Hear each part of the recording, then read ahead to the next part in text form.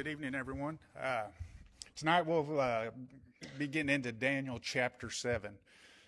A little bit different section from here to the end of the book. A little bit different kind of writing than what we've had. We've had first 6 books been more of a narrative, kind of a Daniel's point of view on his captivity in Babylon.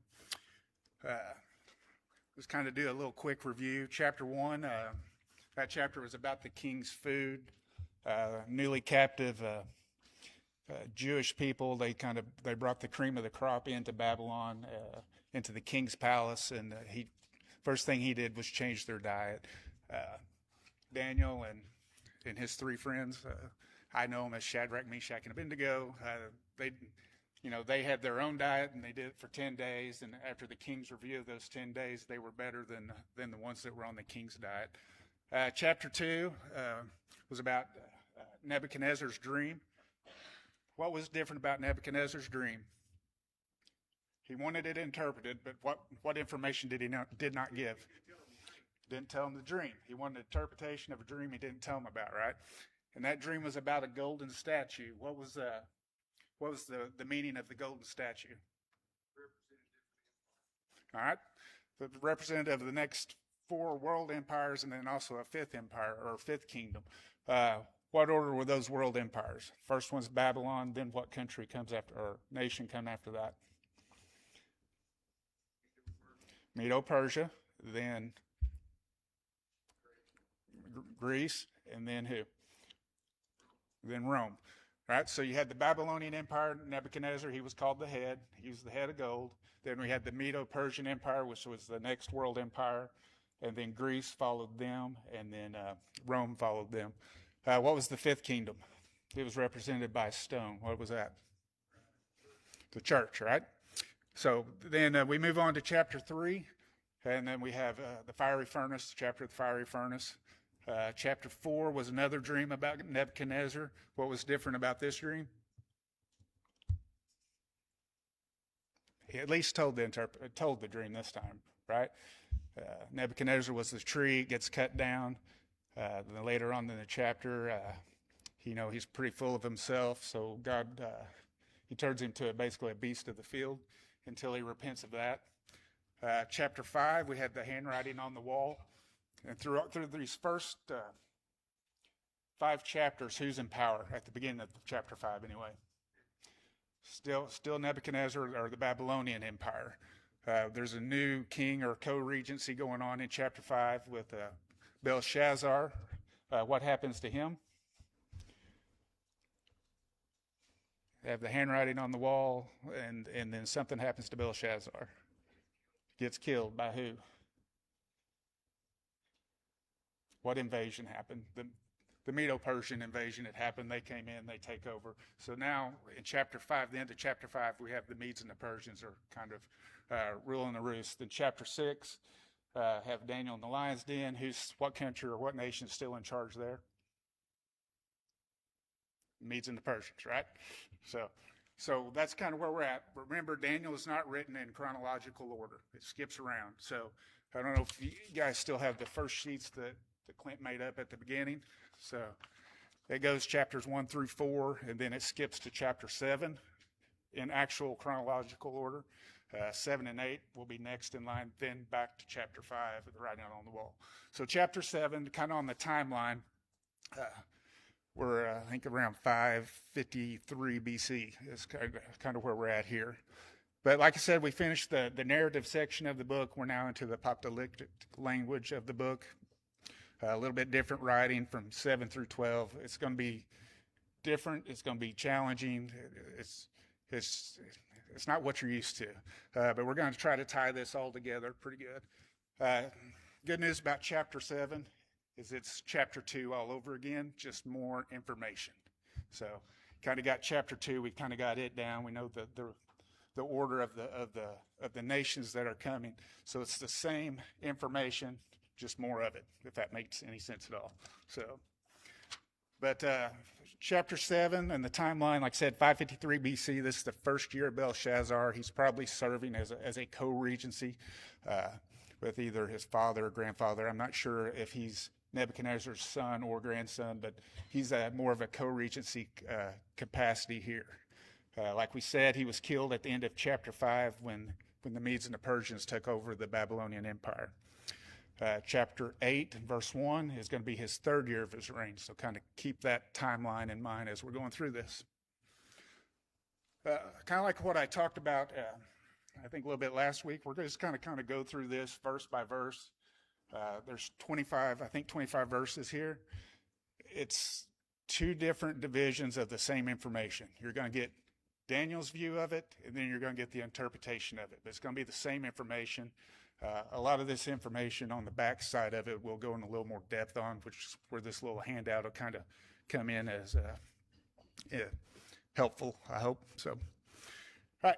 So, verse 1. In the first year of Belshazzar, king of Babylon, Daniel had a dream and visions of his head upon his bed. Then he wrote the dream and told the sum of the matters.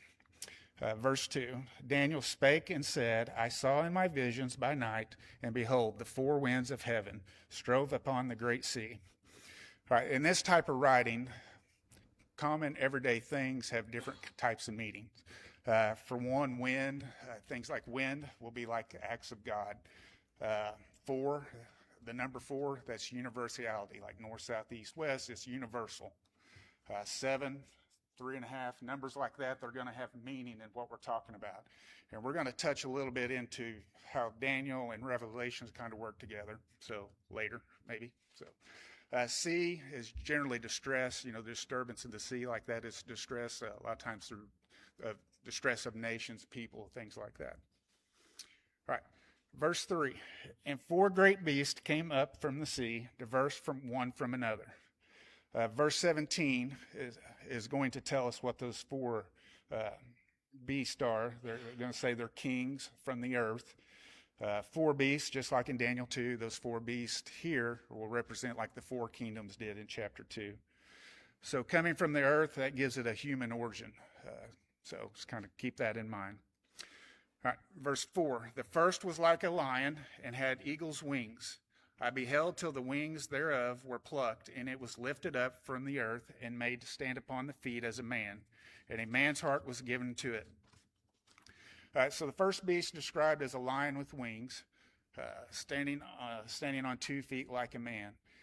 Throughout the Old Testament, Babylon really has 2 big descriptions. Can anybody guess what those 2 descriptions in animal form would be? Nebuchadnezzar, a lot of times it's called an eagle or a lion. So kind of keep that in mind. Babylon was known as a lion and an eagle in Jeremiah 4:7, Jeremiah 50:17, Ezekiel 17:3, and Habakkuk 1:8. Those verses will come up over and over throughout chapter 7 here as references to kind of what we're talking about. So Daniel witnessed the beast's depravity of flight. Its wings were plucked. That kind of takes you back to chapter 4 when Nebuchadnezzar, he's humbled, and what is he? He's a beast of the field. Chapter 2, he was that golden head of Babylon. Chapter 4, he gets humbled, right? So for a time, he's humbled. He's on his feet like a 2-man. Nebuchadnezzar, he's also called a lion. Nebuchadnezzar and Babylon are both called eagles throughout, like Ezekiel and Habakkuk, both of those. There is archaeological findings that kind of back this up. In the museum, the Berlin Museum of Pergamum, they have a piece of the Ashtar wall, which was the Babylonian wall, and it has hieroglyphic type paintings on there. And the main one across through there is of a lion, and guess what that lion has? Wings. So I don't know if that was like the mascot for Babylon or what, but they were known for that. So, all right. Verse 5, the second beast. And behold, another beast, a second like a bear, and it raised itself up on one side. And it had 3 ribs in the mouth, and of it, between the teeth of it. And they said thus unto it, arise and devour much flesh.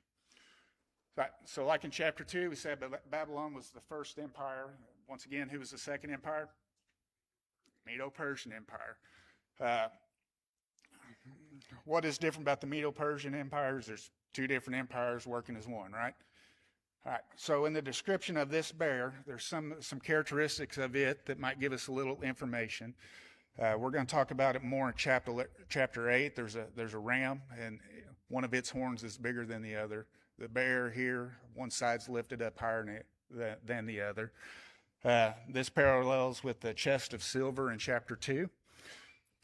But the one side lifted up a little higher, some of the most common thought, and probably the one I would go along with, throughout the Old Testament, what king is known as the one that conquers Babylon? Cyrus, right? So I feel like that's one side being lifted up, maybe giving a little more power to that Persian side. In chapter 8, we're going to have the same thing. One of those horns is going to be a little higher than the other. So I kind of look at it as the Persian side of the Medo-Persian Empire. One side lifted up, one side a little bit more powerful than the other. It's considered greater too. Then there's another description inside that verse of the ribs in the mouth. It could represent conquered nations of Lydia, Babylon, and Egypt. It could, and then again, it could just be decorative writing to go along with it. I'm not committed to one way or the other, but there may be some importance to that. But it could be just decorations in the writing as well. So, the third beast in verse 6 is a beast of a leopard with wings and 4 heads. Right. Verse 6, after this I beheld, and lo, another, like a leopard, which had upon the back of it 4 wings of a fowl. The beast also had 4 heads, and dominion was given to it. So when we think of a leopard, what do we think of? Leopard, not a leopard, but a leopard, the cat. Fast, right? So a leopard, a fast animal with wings, what would we think of? Even faster, right? So the third kingdom that comes along is who? We just covered the Medo-Persian Empire. Then we have who? Greece, right? Alexander the Great is known as the first king of Greece. And what Alexander the Great did is he conquered the known world at that time at a very young age. At about 3.5 years, once he set his mind to this is what he was going to do, about 3.5 years. Chapter 8 is going to describe him as a goat that moves so fast that his feet didn't touch the ground. So the Grecian Empire expanded rapidly. That's kind of the key thought here with the leopard. We think of a leopard as fast. We think a leopard with wings as even faster, right? So his empire went from the Mediterranean Sea on the west to the India on the east. And he, like I said, he had conquered that by the age of 33. So he was younger and took more land faster than any king before him. When he died, and we're gonna cover that. So some of the description here is we have a leopard that's fast. We have wings. And what was another description of this leopard? What did it have? 4 heads, right? So when Alexander the Great, when he died, his kingdom was divided up amongst his 4 generals, okay? So I kind of think those generals were Lysistrata, I think that's how you say it, Cassandra, Ptolemy, and Seleucus. Ptolemy and Seleucus are going to be the one we focus, or those 2 will be the ones we focus on later on as we get in the book. But the main part of it is these 4 generals became the leaders of the Grecian Empire after Alexander the Great. So 4 heads, and now we've got 4 different sections, or 4 different leadership underneath the same empire. All right. Verse 7, the 4th beast. After I saw in a night's vision, and behold, 4th beast, dreadful and terrible, and strong exceedingly. And it had great iron teeth. It devoured and brake in pieces, and stamped the residue with the feet of it. And it was diverse from all beasts, and there were for it, and it had 10 horns. And verse 8. I considered the horns, and behold, there came among them another, little horn, before whom there were 3 of the first horns plucked up by the roots. And behold, in this horn were eyes like the eyes of a man, and a mouth speaking great things. All right, so the 4th beast, that represents what empire? Rome, right? In Jesus' time, what empire is still ruling? Rome, okay? So this is the 4th beast, which is Rome. Revelations 13, verses 1 through 7. If you will turn there. When the description we just got of Daniel, this 4th beast, what creature would come to your mind as that being a description of? At least in my mind. If you were going to give that a name of an animal or creature, what would it be? Just by that description. Dragon, right? I'm glad you said that. Now we can look at Revelations 13, 1 through 7. All right, kind of focus there on verse 2. And the beast which I saw was like unto a leopard, and his feet were as the feet of a bear, and his mouth was the mouth of a lion. And the dragon gave him as a power and his seat and great authority. You can kind of read on down through verse 7. I'm going to step out on a limb here. This is my interpretation. I believe Daniel was written with these signs and symbols for this same audience in Revelation. Confirmation. The more I study this, the more I look at it, the more I believe that first century Jew Christian was the target audience of Daniel. Because when they see these things that we're going to be discussing over the next few chapters lining up the way they were, I feel like that's why people were looking for the Messiah in Matthew, Mark, Luke, and John. I feel like that is why the gospel was such a receptive message at that time, because these things were lining up for the Messiah to be here. We'll go off to that because we ain't going to get very far in. But just kind of look through that. Like we said, Rome's the fourth beast. There's at the beginning of the verse 7, how many horns are there? There's 10. And if you'll look on the little sheet that we handed out and look on that Daniel's view side, you can kind of count, we got 11 there. So this is where it kind of gets a little thick here, but we had the first 10 horns and then a little horn that plucked up 3 of those horns. All right, if you will go over to the Daniel's view there, we have the first, not the first leader of Rome, but the first Caesar. That when Rome became imperialized, Augustus is the one that took the throne. That's 27 BC through AD 14. Then we have Tiberius, Caligula, Claudius, and then Nero. Nero, where was he at in the New Testament as the ruler? He was the first persecutor of the church, really, right? Then you have these 6, 7, and 8 there on that left-hand side. Galba, Otho, and Vitellius. All right, so Vespasian, who's number 9, just kind of let's go to New Testament times and kind of give you a picture of what's going on here in New Testament time. And Rome is under siege. And when is Rome destroyed? Or not Rome, Jerusalem. AD 70, right? But there was a siege of Jerusalem before that. Vespasian, Emperor number 9 here on the left-hand side, he was there when the siege of Jerusalem was happening. Before the destruction, there's a blockade. Nero commits suicide. So these 3 upstart generals, which are 6, 7, and 8 on your sheet there, Galba, Otho, and Vitellius, these 3 generals here are trying to take control of the Roman Empire. As you can see by their expand, none of them was in power very long. All right? So Vespasian leaves Jerusalem. The siege at Jerusalem goes back to put this uprising down. Now, there's different thoughts on who put the uprising down. At the end of the story, Vespasian is the new emperor of Rome. There's some thoughts, the Mishnah, number 11 there, and I would probably kind of agree with that, is the one that actually put the uprising down. But Vespasian is the one that takes the throne. Okay? This is pre-AD 70, well, AD 69, so not much. So he sends Titus, his son, number 10 on the sheet there, back, and he finishes the AD 70 destruction. And I may keep saying Rome, but when I say Rome on this part, I'm talking Jerusalem. So Jerusalem is the destruction at AD 70. Vespasian was there at the beginning of it with the siege and lockdown. He goes back, takes the power in Rome. Then he sends Titus, his son, to finish and then that's when AD 70 occurs. Long story short there, but that's kind of the timeline. So this little horn makes war with the saints. You can look that up in Revelation 17:14. Daniel 7:24 says that these 10 horns are what? They're 10 kings.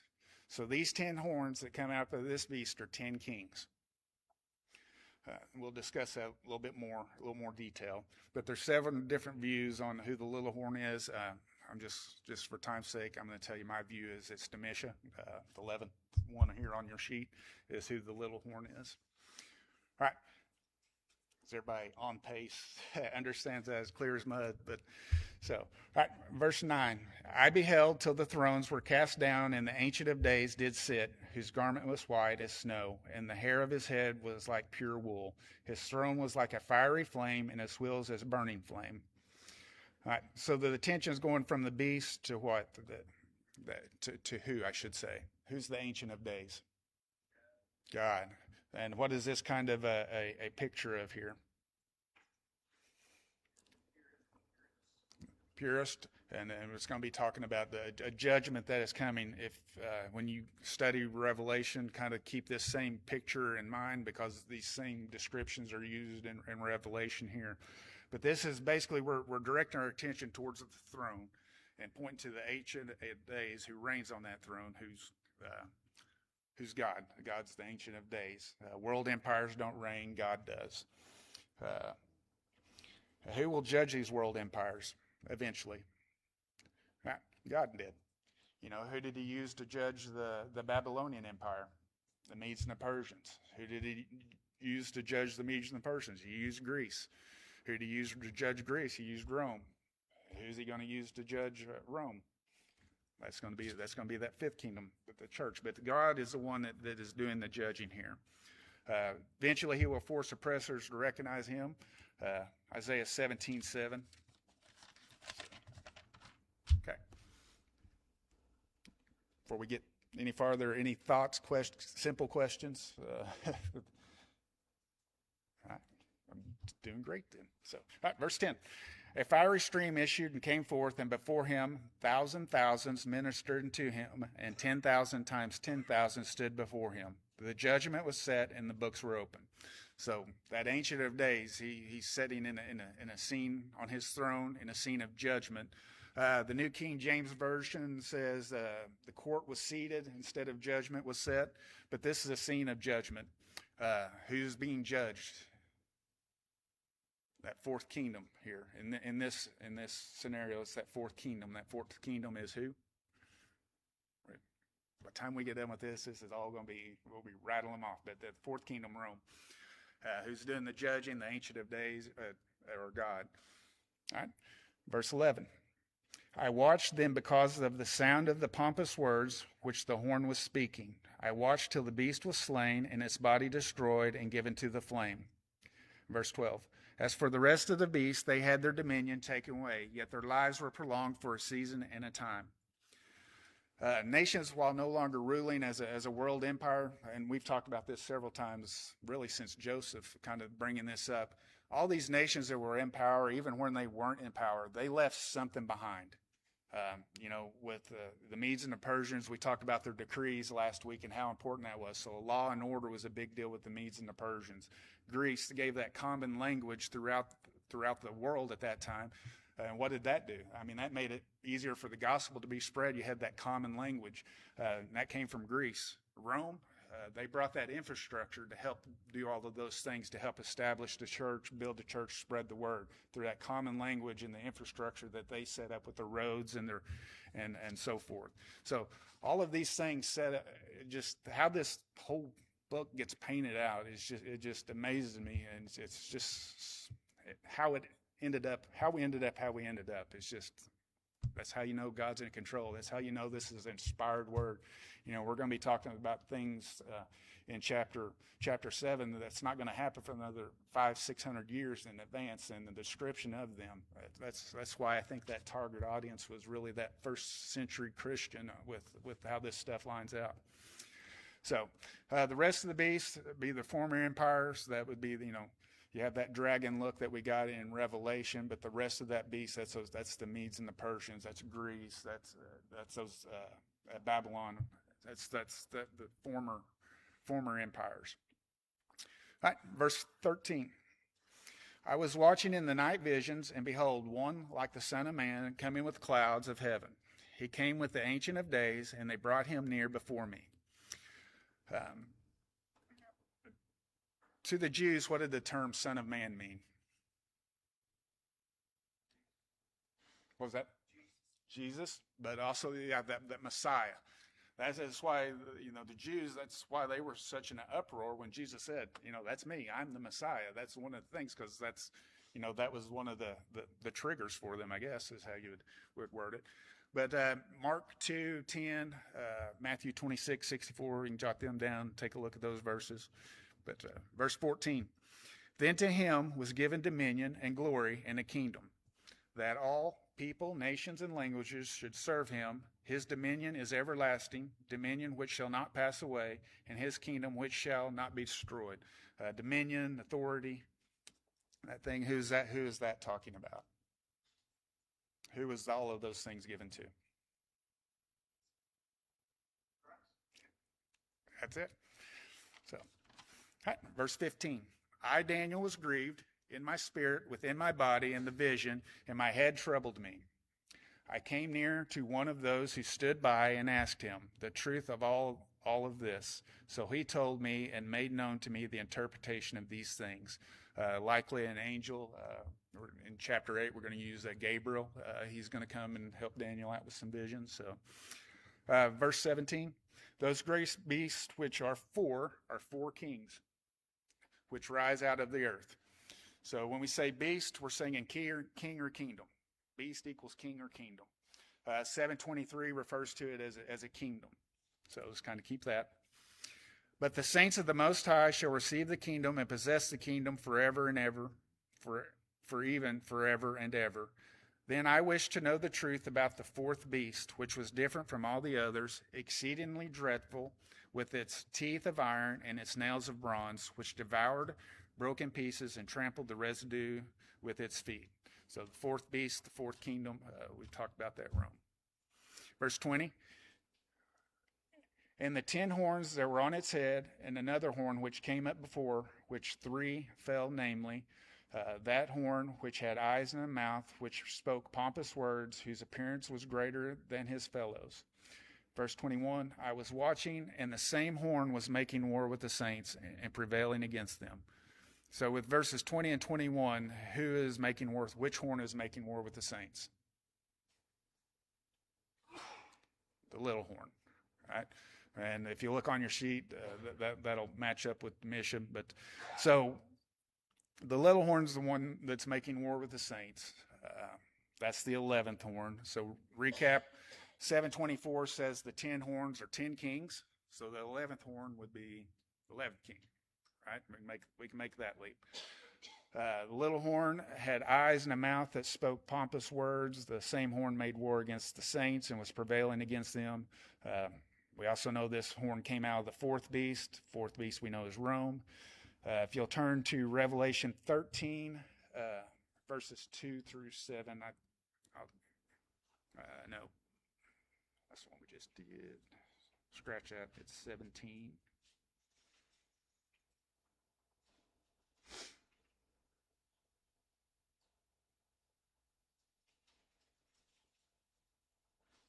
Find it here.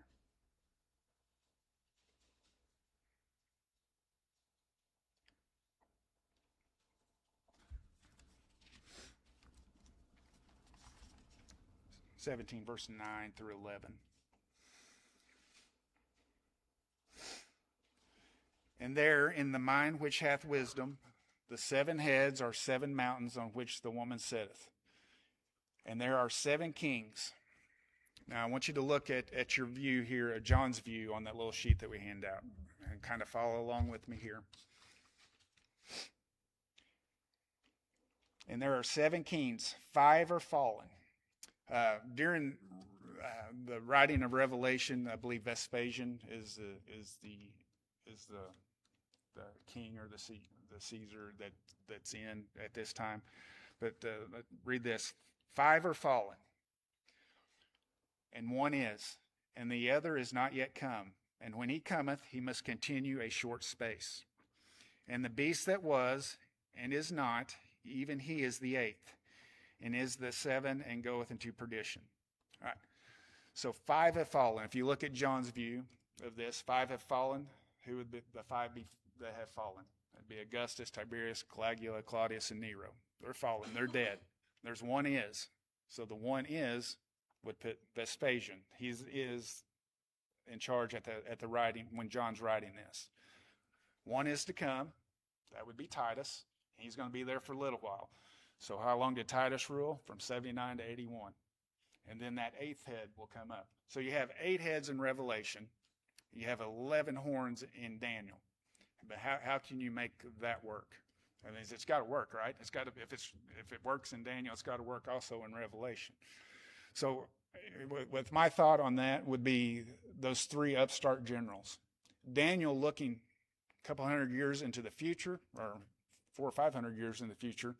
Daniel sees those as legitimate leaders, I would think, kings of Rome or Caesars of Rome, however you want to look at it. But how long did they rule? We got 2 of them in 68 AD, and then one of them part way through 69, because you got Vespasian and Vitellius both in 69 AD. John, he's looking backwards. You got Daniel looking forwards. I see 11. John looking backwards, he can say, well, I just see the 8. I don't count those 3. There was no empire there. It was just 3 guys trying to fill a spot, and then Vespasian puts it down. That's how I can see it. If you look at verse 11 there, it said he was what we know about Domitian. Some of the descriptions of him, he was said to have, he was worshipped as a god. I don't think it was a big deal to have Roman emperors after they died be treated as deity and gods. But I think this was kind of a new situation, somebody that was actually living in the Roman Empire, ruling in the Roman Empire, to be made sure that he was worshipped as a god. So it's said that Domitian might have been the one that actually put those 3 generals down. Vespasian was the one that became the king, but Domitian may have been the one that put those down. So in my mind, this was all going to be explained real smooth, and everybody's going to be like, yeah, I get it. But it's tough. And like I said last week, I do recommend, if you like to read, there's the Exposition of Daniel, that Drew Leonard book I was telling you about. All of that stuff is on YouTube. Like, he has this down chapter by chapter, and he'll do pros and cons of every way you want to argue with it. It is, if you want to get more information out of that, Aaron Gallagher's from the GBN network. He's got his study down there through Daniel. There's tons of information out there. But we do know some of the descriptions of the little horn. Kind of get back, we got a couple more minutes here. What was the little horn said to do? Verse 8 and verse 21 says he spoke pompous words. Verse 21 says he made war with the saints. Verse 25 says he changed the times and the laws. There are some other thoughts out there of who this little horn is. I think all the evidence will point there to Domitian. So on that. All right. Back to verse 22. Until the Ancient of Days came, and a judgment was made in favor of the saints of the Most High, and the time came for the saints to possess the kingdom. So there's success for a little bit of time for this little horn, but it only lasted till when? God decided he was going to place judgment on them. What was this little horn doing? He was waging war against the saints. Was this a physical bodily coming of judgment on Rome? No, this is not a physical judgment on them. This is a spiritual judgment on them. I think that's how I want to say it. But Rome is being judged through this 11th horn, and who's doing the judging? I guess that's the way I want to say it. The Ancient of Days, God is doing the judging here. So among the Jews, the Messiah, he was called the Cloudy One.